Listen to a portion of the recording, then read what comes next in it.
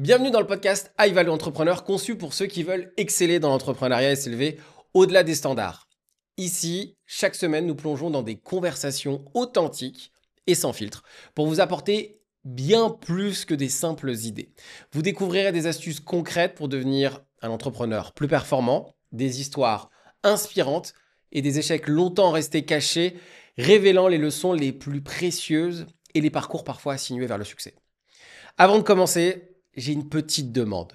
Beaucoup d'entre vous nous écoutent régulièrement sans être abonnés. Si ce podcast vous apporte des clés pour progresser, un simple clic sur s'abonner nous aiderait à continuer à vous offrir des invités exceptionnels et un contenu toujours plus enrichissant. N'hésitez pas à explorer plusieurs épisodes et à partager votre avis en commentaire.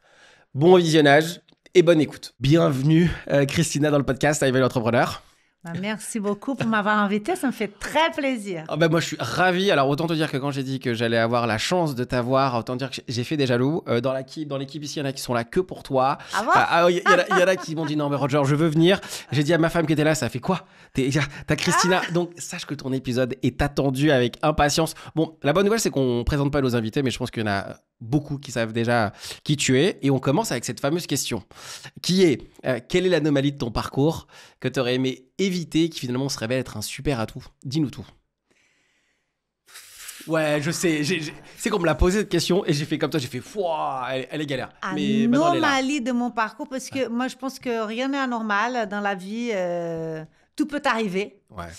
Et du coup, je sais pas, moi, ce qui m'a fait aujourd'hui, parce qu'il faut penser que j'ai... Si je peux. Moi, en fait, je suis une Brésilienne qui s'avère qui est en France. Donc ça, c'est un parcours d'expatrié. Ouais. C'est un parcours difficile. C'est pas en tout cas normal, parce qu'il y en a beaucoup. Ouais. Des migrants, il y en a beaucoup. Mais c'est pas facile. Mais qu'est-ce que me forge d'être là, d'avoir resté, de ne pas avoir rentré au Brésil pour rester auprès de mes amis, de ma famille? Je sais pas. Je sais pas. Vous dire, par exemple, je sais pas moi. Oh là là. Franchement, cette question est galère. Si ça peut t'aider, c'est quelque chose que tu aurais aimé, qui n'était pas forcément agréable ou pas vraiment sympathique, et finalement, avec le temps, on s'aperçoit que c'était quand même un truc. T'étais pas contente de l'avoir vécu, mais c'était intéressant de l'avoir. Non, il n'y en a pas de ça, parce que moi, j'ai eu très jeune, dans les années 70, le divorce de mes parents. Mais divorcer, ce n'est pas quelque chose d'anormal. Ouais. Moi-même, je suis séparée de père de mon fils, et c'est pas quelque chose d'anormal. Mais c'était dans une époque où ça se faisait pas beaucoup. Ouais, ok. Et du coup, c'était beaucoup de tabous là-dessus. Ouais. Et j'ai vécu un moment difficile, mais quoi qu'il arrive, le moment de la vie, que ça soit dans les années 70, que ça soit maintenant ou plus tard, pour les enfants, c'est quelque chose de souffrance. Ouais. De souffrance, c'est quand même... mais ça fait partie de la vie. Ouais. Parce que la vie, elle est pleine de choses, que la vie, elle n'est pas un grand fleuve tranquille pour personne. Et c'est ça qui vous forge. Et le fait d'avoir... je pense que ça... Bien sûr que ça m'a forgé. J'aurais pu éviter les divorces de mes parents à l'époque.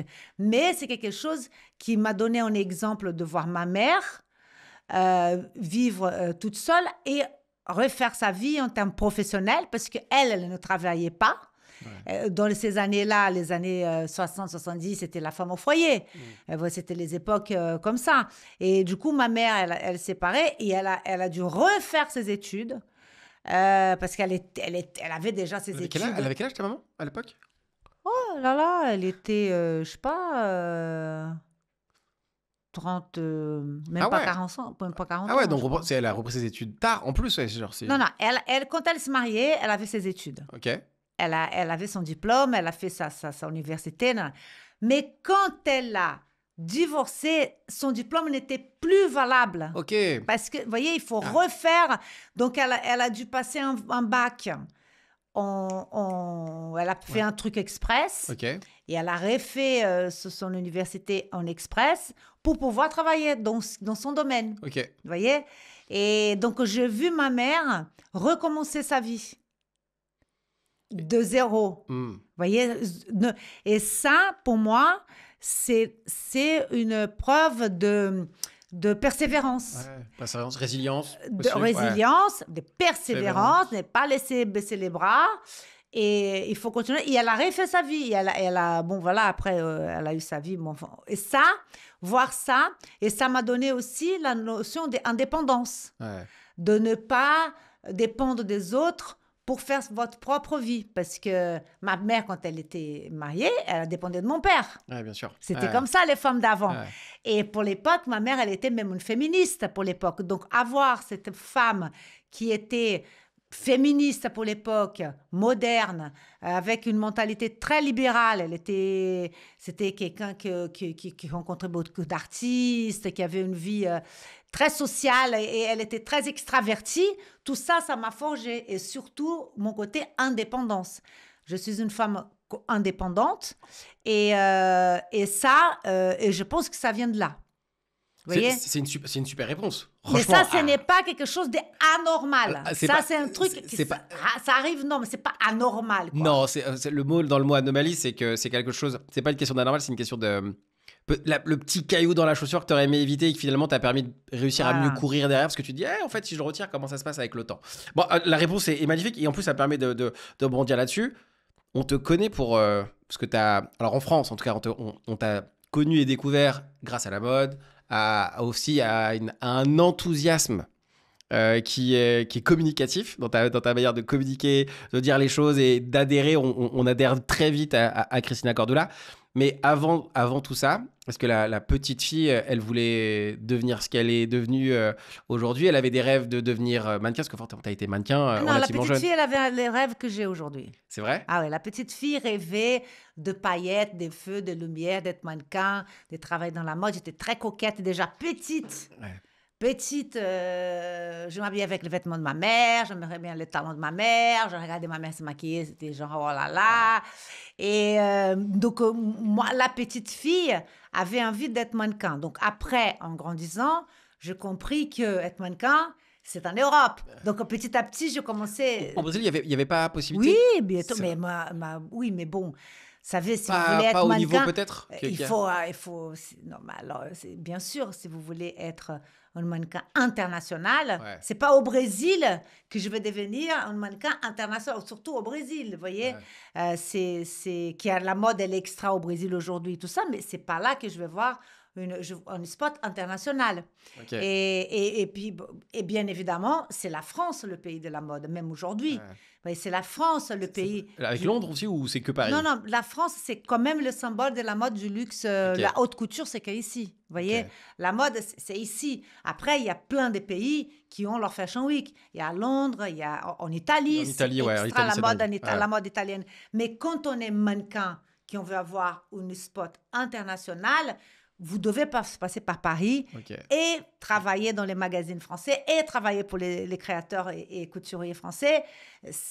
C'est la base, quoi. Ça, c'était mon rêve. Et genre, tu savais à ce moment-là que t'allais vivre en Europe ou que t'allais aller... Petite? Ouais. Non, je savais pas. Moi, petite, c'était je veux être mannequin. Mais bon, je savais pas. Après, c'est en grandissant vers 15 ans, 16 ans, 17 ans... Je me suis dit, bon, je voudrais être mannequin international. Je veux aller à Paris. Je veux faire du Saint-Laurent, je veux faire Chanel, je veux faire Dior, je veux faire le Vogue. C'est le rêve vous voyez, c'est un objectif de tout le monde qui est dans la mode. Toutes les mannequins, c'est pas possible qu'elles ne rêvent pas un truc pareil, quoi. C'est ça. Et tes parents étaient déjà dans ce milieu-là ou pas du tout? Non, pas du tout. Mon père, il était cadre, chef d'entreprise, et ma mère, elle était dans le social. Elle était critique d'art et travaillait dans le social aussi. Et du coup, non, mais j'ai... Non. Il n'y a pas de prédisposition en disant que tu n'allais pas faire des trucs de mode ou il y a quand même un milieu un peu artistique quand même. Il y a une sensibilité en tout cas. Oui, complètement. Côté ma mère, c'est des artistes, c'est des peintres. Je connais beaucoup de gens là-dedans, des chanteurs, des gens, voilà, des gens du métier. Et ma mère m'a toujours soutenue, en tout cas. Donc, c'était un soutien aussi. Et on y va. Mais moi, je commençais de zéro. Hein. Ouais. Il n'y a pas eu de piston. Et le fait de vouloir... Bon, tu as répondu à la question que j'allais te poser. Donc, ta maman t'a accompagné dans ce rêve-là, en tout cas de le réaliser. Ça, on passe par quoi? Parce que là, aujourd'hui, on ne va pas se mentir. C'est pas que c'est plus facile. En tout cas, il y a possibilité. Il y a des moyens, il y a des canaux de pouvoir montrer ou exister. Alors qu'à l'époque, il n'y avait pas 36 000 canaux, et en plus, c'est très fermé, et il faut connaître des gens, et il faut avoir l'opportunité, et quand on a l'opportunité, il faut être au bon moment, le bon timing. Il y a dur, hyper compliqué. Comment tu as réussi à faire cet exploit? Exactement. Alors, comment je fais cet exploit? Écoutez, déjà, c'est la persévérance, parce que moi, je ne connaissais personne, je n'étais pas pistonnée. Je commençais par... au Brésil, ma mère m'a amenée à faire des photos avec un photographe. Elle m'a vraiment encouragée. Je me souviens quand j'ai fait mon premier composite, à l'époque, c'était des composites, des photos, mon book et tout ça. Et après, petit à petit, il y avait une boutique du quartier qui m'invitait pour faire leur défilé. Et puis, quand j'étais un peu plus grande, je me suis inscrite dans une agence de mannequins. Après, j'ai participé d'un concours qui ma mère m'a inscrit en cachette. De ces concours-là et de fil en aiguille, il y avait, pour devenir un mannequin professionnel au Brésil, il faut, donc auto-entrepreneur, pour pouvoir facturer, il fallait faire une école de mannequin. Et j'ai fait une école de mannequin. C'est un peu une école qui vous apprend à marcher, à vous maquiller, à vous coiffer, à bien se tenir, attitude, justement, à bien se tenir, attitude et tout ça. Et avec ça, j'ai pu avoir ma carte de professionnel. Je rentre dans des agences et je commence à faire... Il y a eu, bien évidemment... Là, c'est beaucoup... ma vie, il y a beaucoup de choses. Au fil aiguille, je connais un grand designer brésilien très connu qui m'a mis sous ses ailes et qui m'a présenté une grande agence à São Paulo, parce que c'était là-bas le business. Je commence à faire plein de défilés importants au Brésil et des magazines et des couvertures. Et là, du coup, je dis, je veux venir à Paris. Ouais. Là, c'était genre le moment où je disais, là, parfait, quoi. Genre, je suis arrivée à un point au Brésil que je pense que je peux aller plus loin. Parce qu'au-delà de ça, je n'allais pas arriver. Et je viens ici parce qu'il y a un agent, je viens en Europe, même pas Paris, en Europe, parce qu'une agence a venu. Vous savez que les agences, elles voyagent le monde entier pour aller chercher des filles. Et donc, j'étais repérée par une agence espagnole qui m'a invitée. Et j'ai dit à mon père à l'époque, parce que mon père, il n'était pas du tout pour que je sois mannequin. Et mon père, il m'a dit, je dis à mon père, écoute, j'ai mon diplôme, ça y est, j'ai mon diplôme de journaliste. J'ai fait le job, c'est bon. Je fais le job, je me pars un an en année sabbatique. Et je pars en un an sabbatique, je viens à cette agence et je commence du zéro. Vous voyez, c'est une autre expérience. C'est pas, ne pense pas parce qu'au Brésil, on est là-haut et que moi, je commence en bas avec tous les autres mannequins et tout. Bon, loin. Faut prouver aussi, non? Faut montrer que tu sais faire. Bien sûr. Et puis, il faut avoir beaucoup de courage aussi. Hein. Pourquoi? Parce que moi, j'avais 20 ans. Vous savez, il n'y a pas d'Internet. Il y a pas, pour parler avec vos parents, vos amis, c'est le biais des lettres et par téléphone. Donc, à un moment donné, on commence à voir le manque de votre confort que vous avez au Brésil.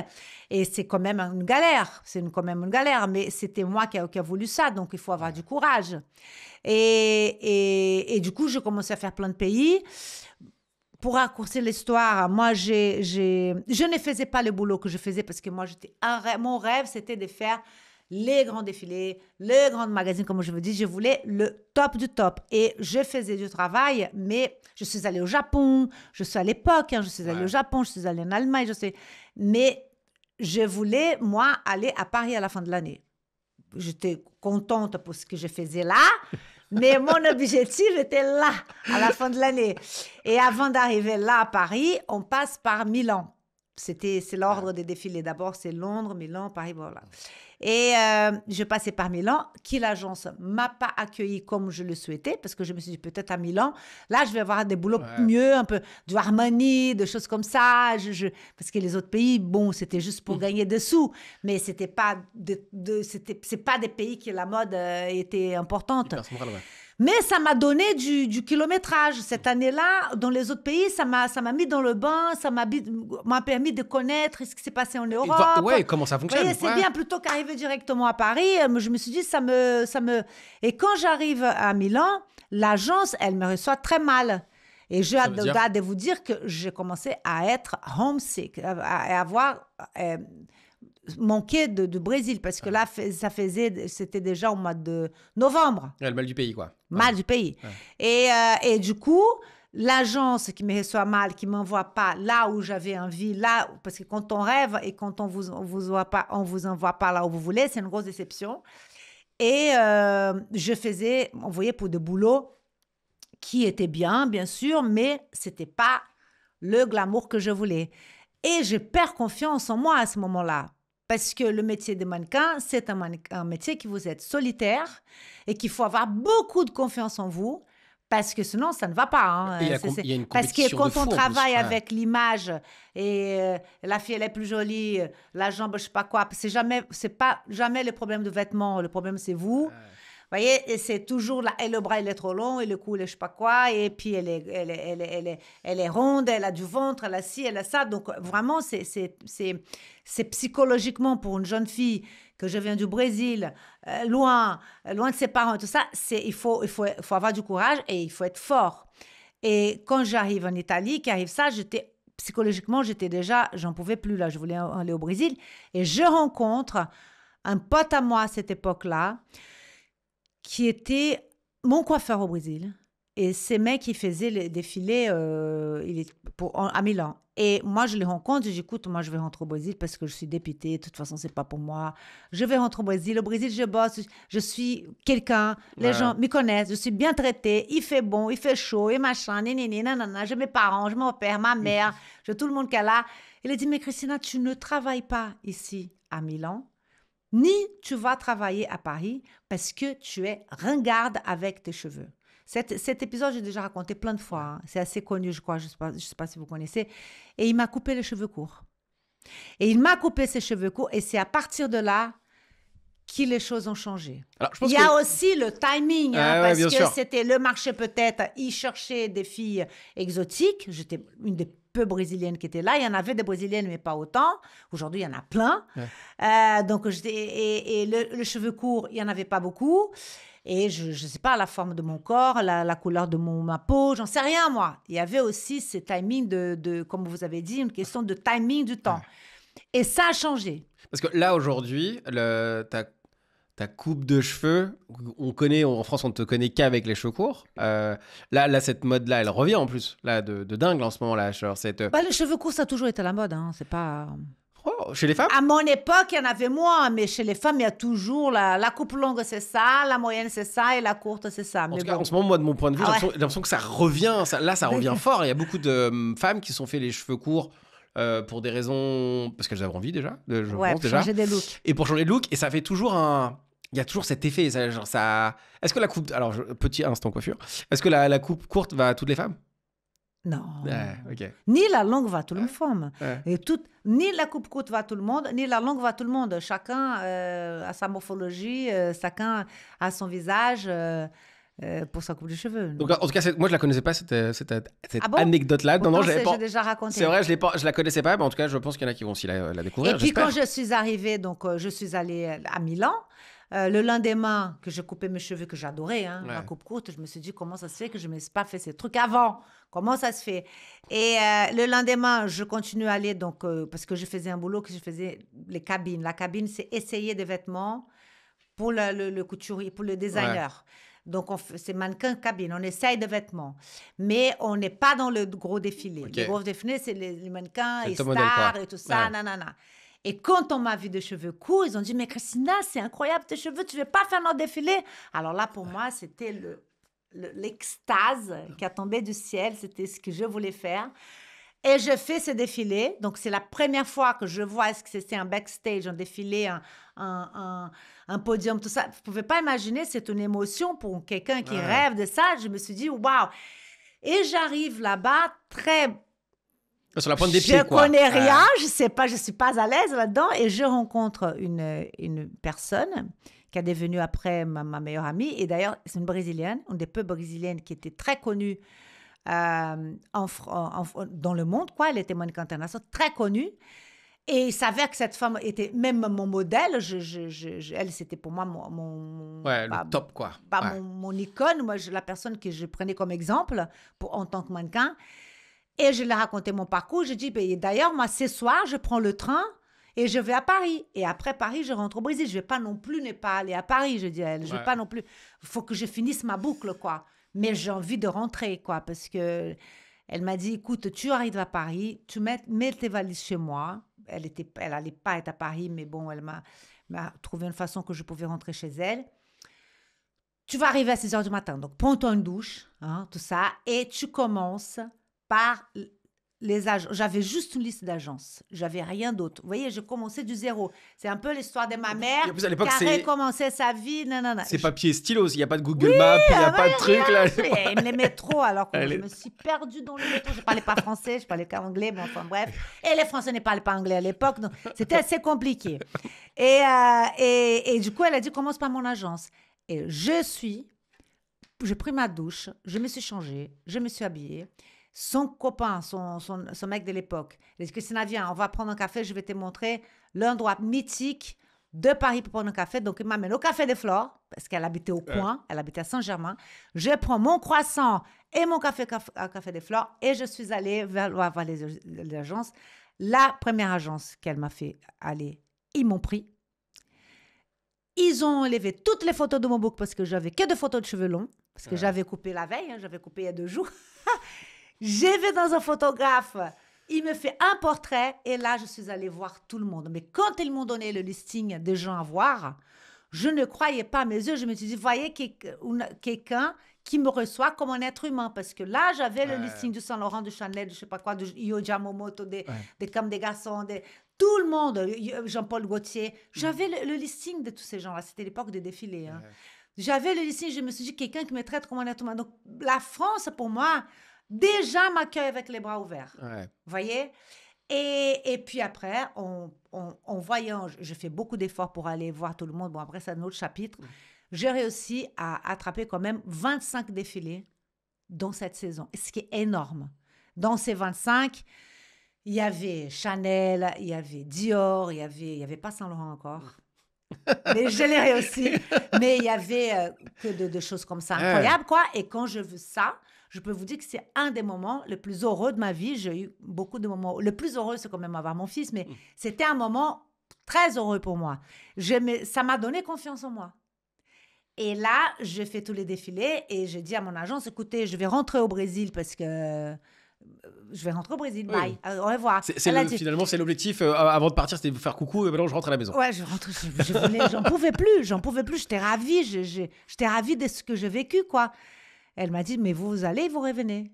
Parce qu'il y a la couture en janvier, tout le monde vous veut, il y a le elle qui veut faire des photos avec vous, il y a le vous qui veut faire votre photo avec vous. Ce qu'elle m'a parlé, c'était le rêve de ma life. Ah ouais, c'est ouf. C'est dingue. Ouais. Et donc, voilà, je suis à Paris parce que c'est un endroit que m'a accueilli des bras ouverts. Et jusqu'aujourd'hui, quoi, j'ai fait ma vie ici. Cet épisode, alors, tu as beaucoup parlé, pour le coup, cet épisode mannequin. Alors, finalement, quand ça se termine, comment tu passes? Alors, j'ai l'impression que tu as dit tes meilleures années. Comme on a un peu de timing, j'essaye d'avoir le maximum de Christina tout à l'heure, en max. L'aspect mannequin, bonne nouvelle, tu l'as déjà évoqué quelques fois. Donc, j'ai fait ma carrière de mannequin, oui. Et après, comment tu... Après ma carrière de mannequin, la carrière, à un moment donné, elle arrive à sa fin. On voit que, bon... ça se termine à quelle heure? À quel âge, une carrière de mannequin? Peut-être maintenant? À l'époque, je sais pas, moi, j'avais 29 ans, je bossais encore, mais j'ai commencé à bosser moins. Ouais. Et je connais le père de mon fils, donc... et puis après, je tombe enceinte de mon fils. Et je me suis dit, c'est un bon moment quand même de changer Pour changer une vie. de tourner la page. Ouais. Et de former ma famille, parce que c'est aussi important pour la vie d'une femme. Et puis, le côté famille, ça me manquait, parce que j'ai vécu toutes ces années sans être avec ma famille. Mais avec mes amis et tout, mais c'est pas pareil. Mais il y a ma maman qui habitait là. Ça, c'était une chance que j'ai eue, qu'elle a venu quelques années après habiter ici en France. Mais c'était bien de retrouver dans une famille, avec la famille du père de mon fils, avec ma belle famille, avec c'est rencontrer cette famille. Et ce moment-là, dans ma vie, c'était très important. Ça vous forge, ça vous donne un confort, parce que être toute seule à lutter, c'est à un moment donné, on a envie de... Et voilà, donc j'ai mon fils. C'est une vie, en fait, finalement, j'ai l'impression que quand tu dis ça, c'est une vie solitaire, entourée de gens, mais finalement... mais solitaire. Ouais, mais finalement, on est entouré de gens, on est dans des beaux endroits, des beaux moments, mais finalement... Mais on est solitaire. On a très peu d'amis. J'avais des amis, qui sont mes amis jusqu'aujourd'hui, qui ont resté. Mais on a beaucoup de connaissances, mais très peu d'amis à se confier. Mais c'était des époques formidables, je ne regrette pas, c'était formidable, mais c'est solitaire. Donc, on apprend à être malade toute seule, à aller chez le médecin toute seule, à se débrider toute seule, à rater l'avion toute seule. Il y a un problème de tristesse. Bon, on a une copine qu'on peut parler, mais je fais des bons amis, attention, c'est pas non plus... Mais on est seul quand même. Il manque la famille. Cette famille, parce que là, aujourd'hui, en France, on te connaît, en tout cas pour le grand public, à la télévision. Comment on passe de mannequin à télévision, maman, parce que vie de famille, parce que ça aurait pu aussi s'arrêter là. Genre, ça a pu être aussi, il y a des belles carrières de personnes qui font leur enfant, qui ont truc, et puis qui prennent un rythme de vie familial qui est aussi, qui est aussi formidable. Exactement. Non, t'as continué à la télé. Comment on passe de ça à ça? Ouais. Alors en fait, moi, je me suis occupée de mon fils la première année parce que je voulais. Mais comme je vous ai dit, je suis une femme indépendante et le travail pour moi, c'est très important parce que c'est ce que je veux à ma mère quand j'étais petite. Donc, c'est le travail. Moi, il est hors des questions de ne pas avoir mon indépendance financière. Voyez, et mon indépendance intellectuelle et mon indépendance de faire ce que je veux. C'est pas important pour toi, quoi. Ouais. Voilà, c'est important pour moi. Et je me suis dit, je passe tous les petits détails. Ouais. Je découvre qu'il existe le conseiller en image parce que j'ai dit je vais travailler dans la mode, mais donc quoi? Parce que moi, je n'ai pas envie de créer des vêtements parce qu'il y a le trading, la vente, machin, je n'ai pas envie de... et je découvre ce métier de consultante en image aux États-Unis. Ça existait aux États-Unis et ça existait en Angleterre. Il y avait déjà une émission. Ça, je vous parle des années 2000. Il y avait déjà une émission sur les consultantes en images aujourd'hui, à l'époque. Et que la nana, elle existe aujourd'hui. Elle a suivi un parcours incroyable, cette femme. Et je me suis dit, mais ça, c'est chouette. Ouais. Parce que je peux utiliser ma connaissance de la mode et travailler l'image de quelqu'un et donner confiance aux gens. Et il y a un côté humain et psychologique très fort là-dedans, parce que l'image, c'est très particulier. Vous voyez, il faut savoir dire les choses d'une façon, et comprendre la personne, et comprendre son intérieur, et comprendre pourquoi elle n'est pas contente, et qu'est-ce qu'on peut améliorer. Parce que l'image, c'est votre propre marketing. Ouais. L'image, aujourd'hui, on dit ça, mais je le savais déjà à l'époque. Okay. Et il n'y avait pas d'Instagram, ni rien. Je dis, si vous avez une bonne image, vous montrez qui vous êtes. Vous allez mieux trouver un travail, vous allez mieux être en société. Et c'est même pas ça, c'est que ça va vous donner confiance en vous. Ouais. Et ça, je trouvais ça formidable. Et pouvoir démocratiser la mode, pour moi, c'était génial. Et c'est ça que je fais. J'ai commencé du zéro, du rien. J'ai commencé à étudier ce qu'elles faisaient, les nanas. J'ai créé ma propre technique. Ouais. J'ai commencé, mais vraiment, un an, vraiment, je me suis documentée en couleur, en machin, en regardant un peu les colorimétries des gens, les peintres et tout ça. J'ai fait mon site Internet. Et je commence par bouche à l'oreille, parler de ce travail. Mais il y avait beaucoup de tabous. Les gens, ça n'existait pas. C'est à ce moment-là? C'est en 2002, ça, que tu crées ton agence à peu près? C'est ça? Oui, en 2002. Ouais. Oui, mais c'était tout petit, mon truc. C'était vraiment tout petit, du zéro. C'était au fond d'un salon de coiffure. un truc, là, les machines qui mettent les machines pour sécher les linges et tout ça. C'était là, on a fait un truc sympa pour moi. C'était là mon bureau. Mais bon, l'avantage, c'est que mes clientes, après, j'avais le coiffeur sur place. Donc, Allez, voilà. hop, Je savais maquiller, comme je sais, j'aime beaucoup le maquillage. Donc, je donnais les cours de maquillage. Je faisais le shopping avec eux et tout ça. Mais il y avait beaucoup de tabous parce que les Français n'étaient pas habitués avec ça. Je suis pas bien avec moi-même. Je veux demander à un coach, à quelqu'un, un styliste, de m'expliquer. Bah, même aujourd'hui, c'est encore compliqué. Hein. Alors là, en image, ça va, mais de manière globale, en France, demander un coup de main ou demander des conseils, ça veut dire potentiellement je sais pas. Donc si je sais pas, c'est que j'ai pas fait le job. Donc ça revient en mode genre non, en fait, si tu demandes un conseil, c'est un problème en France. T'es faible. Ouais, genre, c'est une vraie problématique. Ouais. Elle s'améliore, on va pas se mentir. Ça a beaucoup amélioré par rapport à ce que j'ai vécu en 2000.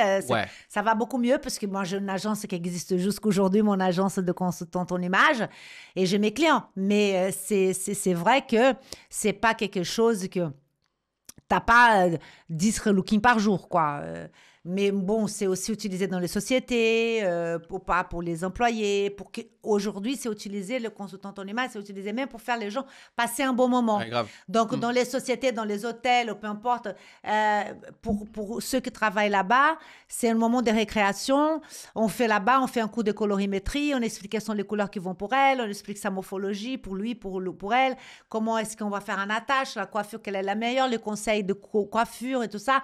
Ça est devenu un peu un loisir pour les sociétés aussi, ça passe par là, parce que si les gens sont bien avec eux-mêmes, ils vont mieux travailler. Il y a aussi ça dans les sociétés. Mais je ouvre mon truc, mais j'avais très peu de clients, mais c'est pas grave. Je croyais. T'as mis le même état d'esprit dans ton nouvelle, Avant, c'était pas une entreprise, tu étais ta propre entreprise et ton image. Et là, avec ton entreprise, tu mets le même mindset pour ouvrir ton entreprise et lancer ton entreprise. J'ai l'impression, en tout cas, c'est comme ça que je le perçois. Non, moi. J'ai pas compris la question. T'as mis la même intention, le même mindset, ce qui t'a permis de réussir dans le monde de la mode. Ah oui, la même énergie. Ouais, c'est la même énergie. Oui, moi je croyais à mon truc. Et bon, alors voilà. Et puis un beau jour, alors là, par contre, c'est quand même l'étoile. Il y a des moments dans votre vie qui c'est des turning points. Là, la coupe de cheveux, c'est parce que je rencontrais mon copain coiffeur. Sinon, j'aurais pas coupé mes cheveux. J'aurais rentré au Brésil tout de suite. Et ma vie, ça aurait été complètement différente que ce qui c'est aujourd'hui. Je l'ai rencontré par hasard. Et là, je suis dans mon agence et il y a M6 qui veut faire une émission sur les consultants en image parce que ça commençait un peu à se parler, nanana. Il y avait Delarue qui avait une émission aussi, qui avait un relooking à la fin avec Evelyne Delia, qui s'appelait C'est mon choix, machin. Enfin, ça a commencé. Et ils voulaient faire une émission. Donc, il y avait 5 consultantes en images pour 5 candidats. Donc, ils étaient en train de chercher des consultantes en images, comme il n'y en avait pas. Moi, j'étais la seule à Paris. Les autres 4 qui manquaient, c'était des stylistes. Parce que être styliste, c'est pas être... Une consultante en image doit être styliste, mais une styliste n'est pas forcément une consultante en image. Ça, c'est un autre sujet. Bon, enfin, bref. Et on m'a pas choisi. Ils sont venus dans mon bureau, dans mon agence. Et moi, quand je vois la caméra... c'est pas un problème. Je disais, oh, caméra, OK. Et je commence à parler de mon travail. Je n'ai aucun problème avec la caméra. Au contraire, parce que j'étais mannequin, je suis hyper à l'aise. Et je parle de mon travail avec beaucoup de passion de ce que je fais et tout ça. Et je n'ai pas été choisie pour cette émission. À cause de mon accent. Je découvre ça après. OK. Je n'ai pas été choisie pour cette émission parce que mon accent, ils ne voulaient pas. Et ils avaient choisi une autre personne, donc il y avait 5 autres filles qui étaient choisies. Et une de ces filles, elle s'est désistée à la dernière minute. Et il y avait une nouvelle rédactrice en chef dans cette prod, qu'elle a dit, bon, on va trouver une autre fille, on va tourner la semaine prochaine, il faut trouver une autre fille vite fait, nanana. Elle va dans les rushs, elle était nouvelle rédactrice en chef. Elle était allée dans les rushs, et elle m'a vue, elle a dit, mais comment ça se fait que vous n'avez pas pris cette fille? Elle s'appelle Nathalie Seban. C'est je la connais jusqu'aujourd'hui. Hein. C'est une copine jusqu'aujourd'hui, mais c'est ma Pygmalion. C'est la fille qui m'a donné ma première chance. Et elle a dit, on va la chose. Justement, mais justement, son accent, mais vous comprenez rien, c'est justement son accent, sa façon d'être.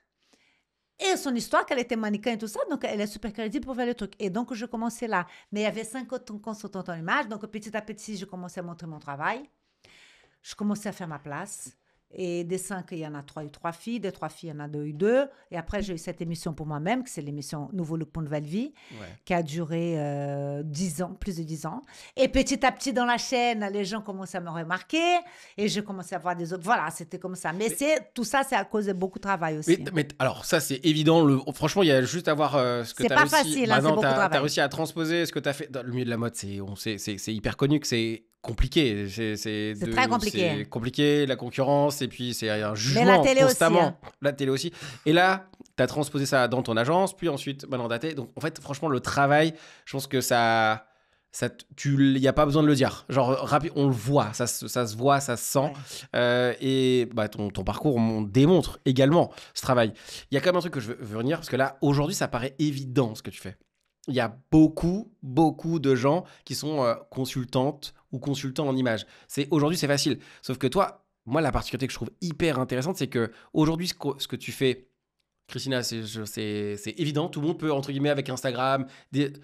Tu as réussi à démocratiser en France ce job. Aujourd'hui, ce job qui n'existait pas. Avant toi, il n'existait pas ou il n'était pas visible. Non. Et aujourd'hui, tout le monde l'est un peu grâce à toi aussi. Je sais pas si c'est grâce à moi. C'est évident, c'est sûr. Ouais. En tout cas, moi, de mon point de vue, il y en a beaucoup de gens qui donnent des conseils, c'est ça que vous dites. C'est surtout que si tu ne l'avais pas fait, les gens, je pense que dès qu'on dit consultant en image, il y a un ma chérie dans la tête. Bah oui. Il y a un ma chérie qui arrive en disant... Ça me fait plaisir. Hein. Ah, mais c'est sûr. En tout cas... Il y a même des écoles de consultants en image que ça n'existait pas à mon époque. Ouais, bien sûr. Il n'y avait pas d'école, maintenant il y en a. Parce que là tu as un peu démocratisé ça en France. Aujourd'hui, avant toi, ça n'existait pas. Et aujourd'hui, ça existe en grande majorité, je pense, à 90% du temps. Tout le monde, consultant en image, franchement, je suis sûr que tout le monde a au moins ta tête, ton image qui passe là. Ça passe comme ça dans la tête. Donc, hyper beau job. Tu t'en es pas rendu compte ou tu le savais ou... Non, je me suis rendu compte que j'étais une des premières et que ça a donné l'ouverture d'un nouveau métier. Qui a ouvert des écoles. Il y a 2-3 écoles de consultants en image aujourd'hui. Hein. Ça, je me suis rendu compte. Mais à ce point-là que vous dites... Dites en commentaire. On est d'accord que quand vous pensez à consultant en image, il y a un Christina dans la tête, il y a un ma chérie. Il y a un ma chérie qui arrive quelque part. Il y a un magnifique. Il y a un magnifique, exactement. T'as un esprit hyper entrepreneurial. On va parler de ce que tu fais aujourd'hui, mais voilà, je pense que les gens connaissent ton parcours. On l'a déjà évoqué, tu l'as déjà évoqué. Il y a plein de trucs qui se passent. Ton passage à la télé, on t'a forcément vu. Je voulais mettre l'accent sur le fait que quand même, il y a toute une génération qui fait ce que tu as fait il y a quelques années en arrière. Aujourd'hui, c'est évident. C'est facile potentiellement à faire. Au moment où tu l'as fait, c'était pas facile, c'était compliqué. Et en plus, quand on vient du Brésil avec un accent, normalement, potentiellement dans un pays qui n'est pas le sien, ça peut être un inconvénient et t'en as fait un avantage. Donc, c'est quand même une très belle perf. Merci franchement, beaucoup.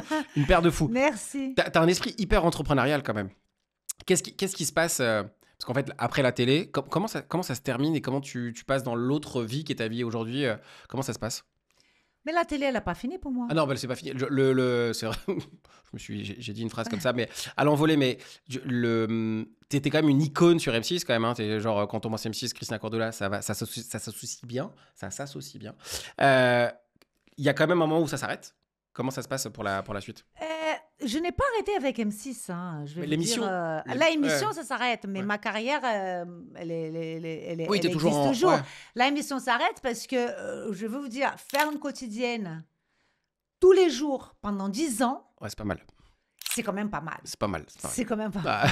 C'est quand même pas mal. Et il y a un moment donné qu'on a j'ai envie, moi, de respirer, de faire d'autres choses. Parce que, alors, moi, j'adore Nouveau Look pour Nouvelle Vie. J'adore toutes les émissions que j'ai faites. Ouais. J'adore la Reine du Shopping. Je suis fière de tout ce que je fais. Vraiment, c'est M6, c'est une grande maison que je m'entends très, très, très bien, d'ailleurs. Mais on a envie de faire de nouvelles choses. Parce que ça prend beaucoup de temps de faire une quotidienne. Pour faire des choses, c'est compliqué, c'est beaucoup de travail. Et du coup, je dis, on continue. je On voulais continue faire des autres différemment. choses. Ouais. Et alors, j'ai ouvert ma ligne de maquillage parce que j'aime bien le maquillage. Je voulais faire des choses différentes, qui me donnaient un challenge, qui me mettaient en danger. Parce que j'étais pas en danger avec Reine du Shopping. C'est-à-dire que Reine du Shopping, je connaissais par cœur. Je faisais avec beaucoup d'amour, mais ça ne me changeait pas. Et je voulais nouveaux challenges. C'est important, ça. Vous Ouais. savez, tout le monde a besoin d'un coup d'air.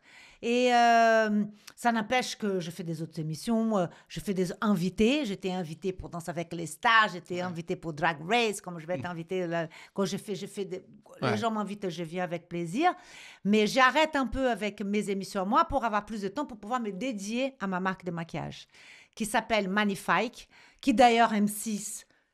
Ils sont aussi ils sont Partenaires, oui, ils sont ça fait c'est un de mes Investisseurs. des investisseurs. Ok. D'ailleurs, vous dire qu'on a une histoire une belle histoire entre nous et c'est et c'est quelque chose que je voulais faire par rapport à tout ce que j'ai appris pendant ces 20 ans que j'ai vu des femmes devant passer devant moi. Et le maquillage, j'adore parce que j'étais mannequin, j'aime bien me maquiller, c'est quelque chose Oui, que qui fait j'aime. partie de ton quotidien en plus, pour le coup. Oui. J'adore ça dans mes émissions. Il y a le chapitre maquillage. Dans mes livres, j'écris 8 livres. Dans tous mes livres, il y a le chapitre maquillage. Dans mon agence, il y a le chapitre maquillage. J'adore ça. Et j'ai tellement travaillé avec les maquilleurs que je commençais à... Voilà, j'ai pris une passion pour ça. Et je me suis dit, j'ai envie de faire une ligne de maquillage pour...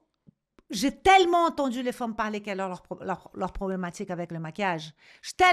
Les nanas, elles me disent, Christina, je ne sais pas me maquiller, je n'ai pas le temps, je ne suis pas comme les influenceuses qui restent 1 heure devant le miroir pour faire le maquillage. Je ne suis pas ça, j'ai une vie active, j'ai un enfant, je ne sais pas me maquiller. Et quand je me maquille, J'ai pas le temps. Je n'ai pas le temps. Ouais. Quand je me maquille, je me sens déguisée. J'aime pas la sensation de maquillage dans mon visage. Je n'aime pas ça. Je dis, mais ma chérie, le maquillage, c'est juste un tout petit peu enlever les cernes et tout pour avoir la bonne mine et tout. Ça change tout, ça donne un coup de fraîcheur. C'est pas qu'il faut pas se maquiller, mais de temps en temps, un petit maquillage, ça donne un rehaussement. Et moi, justement, j'ai créé mon maquillage pour toutes ces femmes-là et les hommes et pour tout âge et pour toutes les J'avais parlé des couleurs. hommes. Parce que, petit aparté, tu aurais pu potentiellement faire un business justement en tant que consultante où tu aides les gens. Pourquoi tu l'as Parce qu'à la limite, ça paraît presque plus simple de faire Je n'ai pas compris. d'aider, faire une formation pour les consultants, pour devenir consultant. Tu aurais pu le dire littéralement. Ah, mais faire ça. j'ai fait des formations. D'accord, Bah ok. oui, chérie. Non, mais attends, c'est pour ça que tu n'en parlais pas. Ok, d'accord. J'ai fait des formations 1 fois par an ou 2 fois par an, ça dépend. 3 jours Ok. avec moi intensive.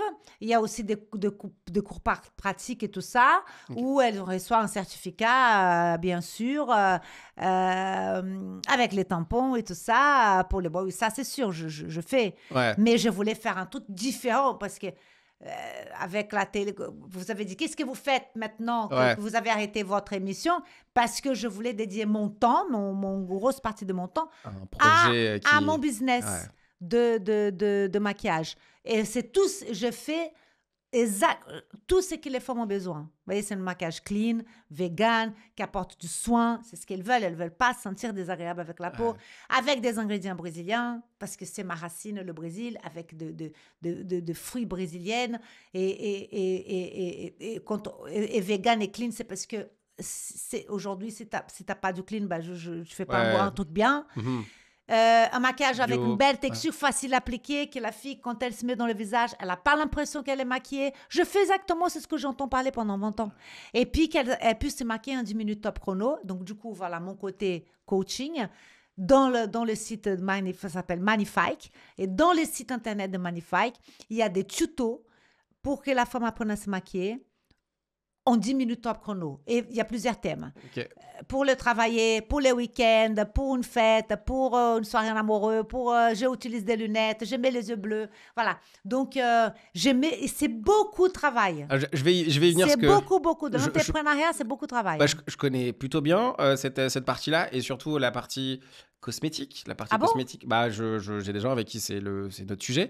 Donc, je sais à quel point entre l'idée que l'on a et ce qui est possible et les dates limites d'utilisation, les productions, les testings, le packaging, alors autant c'était un trait, en fait, les deux mondes, en fait, le mannequinat, l'état d'esprit d'y aller, le relooking, ça reste le mode, autant là c'est en apparence ça paraît proche. Ça l'est pas du tout. Complètement différent. Du tout. Bah, ça a même rien à voir parce que là, il y a des productions, par là, avec des laboratoires. Il y a des. Passer les tests. Faut passer les tests. Clean, vegan, il faut passer. C'est long. Il y a des tests qui sont passés en labo, mais qui ne sont. Qu'il faut repasser avec d'autres tests pour avoir une nouvelle. C'est hyper complexe. Comment tu vis ça, toi?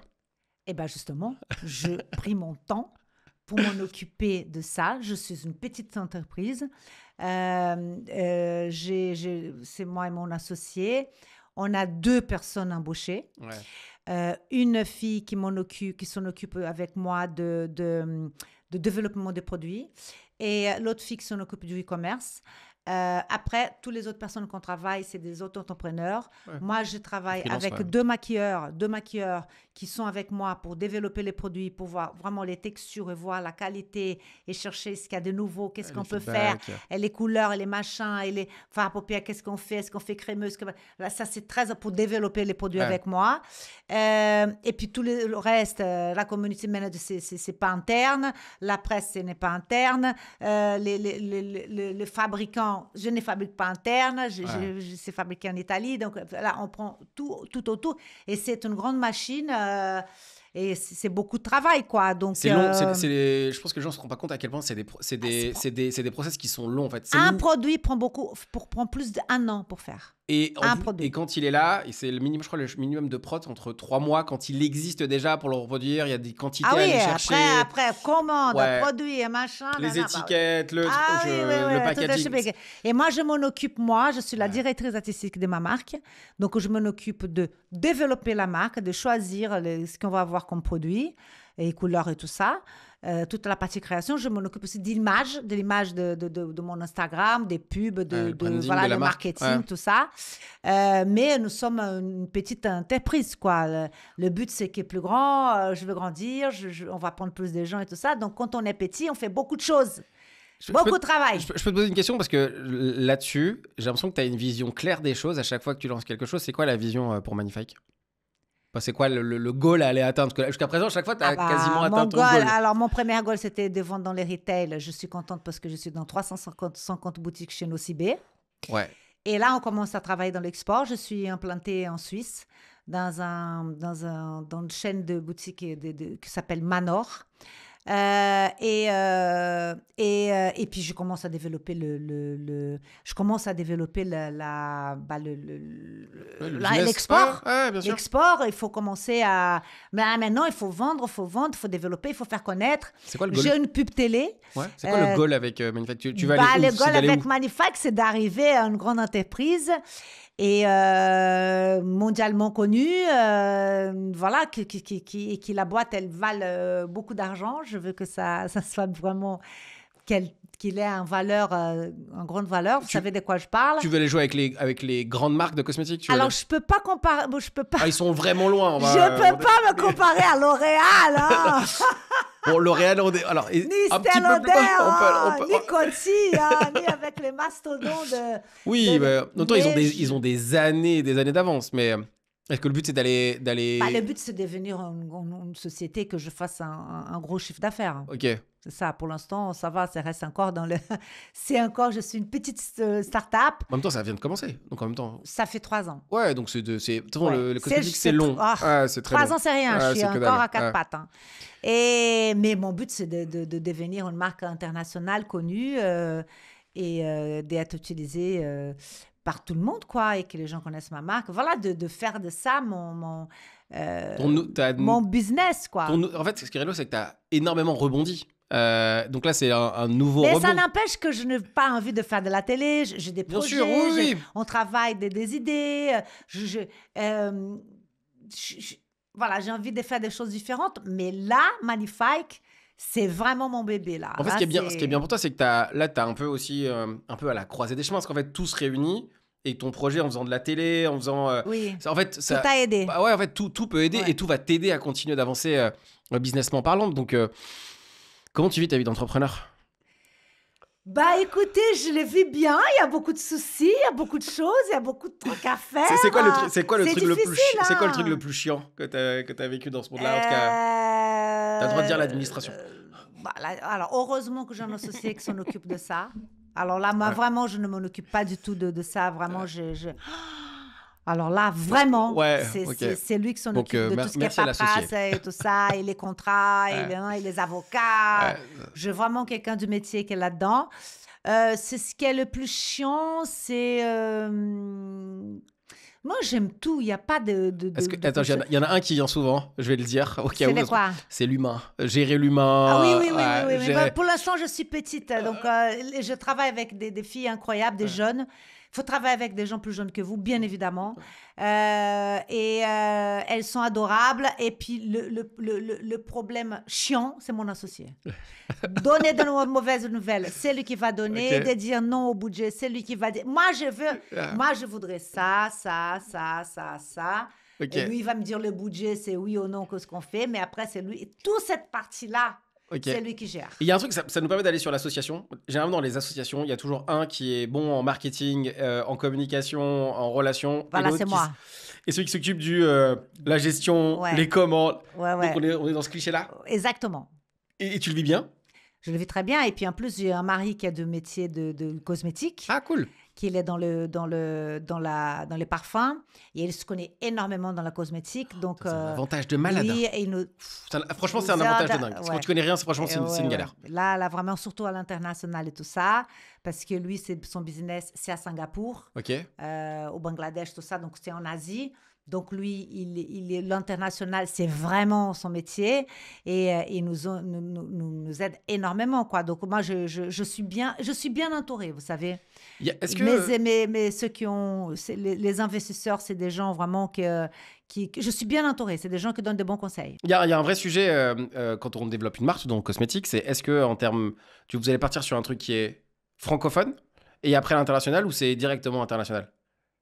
La marque, Ouais. il faut d'abord développer en France. Ok. Je trouve que c'est une Et bonne idée. d'ailleurs, je vais vous dire, je commençais avec, comme toujours dans ma vie, je commence avec la tête basse. Comme ça. Ok. Petit à petit, la tortue. Et puis Humble, après, quoi. Ouais. ah ouais, c'est comme ça. Il faut commencer comme ça. Moi, quand je commençais le mannequinage, je n'étais pas payée. Voilà, c'est Ok. comme ça. Et je commençais avec vente online. Vente online. Ah ouais, bien sûr. Bah, oui, De c'est ce qu'il faut là, faire.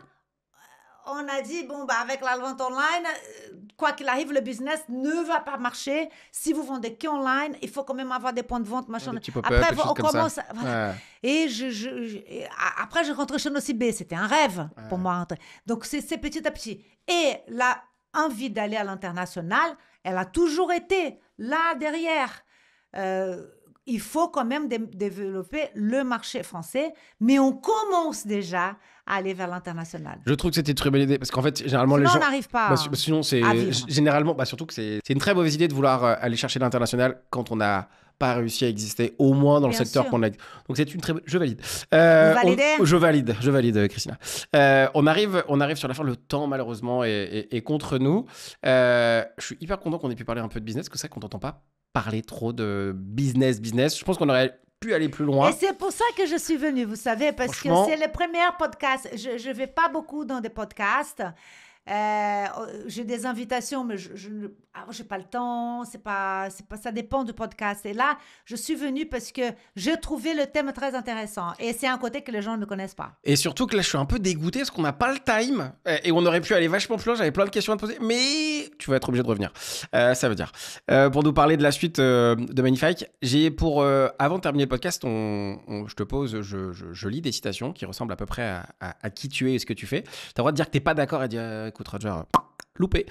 Et après, on en discute. Et après, je terminerai avec cette dernière question. C'est parti. Elle est ici. 1, 2, 3, c'est parti. La vie est une succession de renaissances. Peu importe combien de fois tu tombes, ce qui compte, c'est la force avec laquelle tu te relèves et la passion avec laquelle tu continues à avancer. Ta singularité est ta plus grande force et chaque expérience, chaque défi te façonne pour devenir la version la plus authentique et la plus puissante de toi-même. Il n'y a pas d'auteur inconnu. Est-ce que tu es d'accord avec ça ? 100% d'accord. J'ai l'impression que ça résume pas mal qui tu es, en fait. Complètement, bravo pour la recherche. Parce qu'on je l'ai fait. Elle était avant, et j'en ai une deuxième, parce que je ne savais pas quoi choisir, et finalement, j'en choisis toujours deux, et je m'étais dit, j'en choisirais une. Et j'en ai une autre, et je pense qu'elle est pas mal. Bon, je te le dis tout de suite, elle est d'Oprah Winfrey, en tout cas, inspirée d'Oprah Winfrey. Ne laisse jamais personne te dire qui tu dois être. Sois audacieuse, suis ton instinct, et crois en ta propre valeur. Ta différence est ta plus grande richesse, car c'est elle qui te permet de briller là où d'autres ne voient que l'ombre. La vie n'est pas de suivre les sentiers battus, mais de tracer sa propre voie avec confiance et passion. Oui. Alors, c'est très vrai.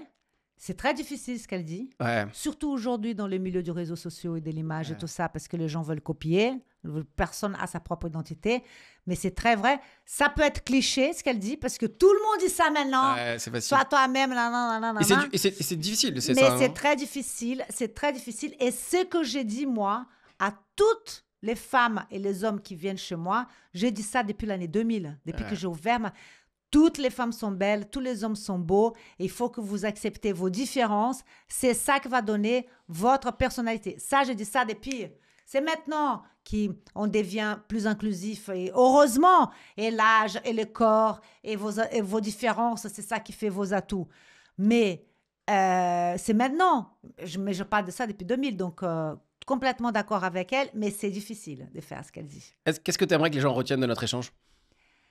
Je sais pas, moi, c'est bien de connaître que je ne suis pas qu'une personne de la télé, que derrière ça, il y a beaucoup de réflexions sur ma propre vie d'entrepreneur, de faire des autres choses, que mon envie de nouveau, mon envie de continuer à grandir, mon envie de continuer à découvrir des autres choses, c'est ce que je suis en train de faire. Et c'était très intéressant le sujet. Il y a un truc, tu as un vrai esprit entrepreneurial. Et je pense que tu as un des trucs qu'on ne parle pas d'entrepreneuriat qui est, je pense, sous-coté, c'est que tu es hyper curieuse.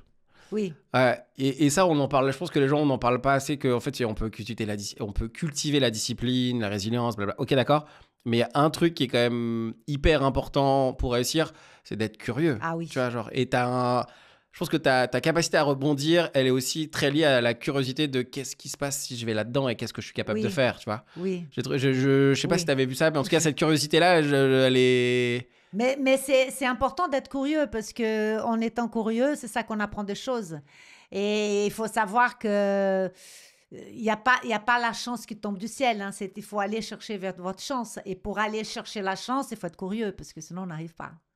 Eh bien, écoute, on terminera là-dessus. Merci infiniment, Merci Christilla. beaucoup, je te dis à très vite. Très plaisir. Merci. C'était génial. À très vite. Merci. Et voilà, on arrive à la fin de cet épisode de High Value Entrepreneur. Et j'espère que tu as kiffé ce moment autant que moi et que tu en ressors avec des idées concrètes, de l'inspiration pour faire avancer ton projet. Avant de se quitter, souviens-toi que le chemin de l'entrepreneuriat, c'est un marathon, pas un sprint. Alors, si ce podcast t'apporte des solutions, des déclics ou simplement l'envie d'aller plus loin, n'hésite pas à t'abonner et à partager autour de toi. Ça nous aide énormément et ça permet de faire grandir cette belle communauté d'entrepreneurs. Laisse-nous aussi un avis en commentaire. On adore avoir ton feedback pour continuer de s'améliorer et te proposer des contenus toujours plus pertinents. Sur ce, merci d'avoir été là. On se retrouve très vite pour un nouvel épisode et une nouvelle histoire.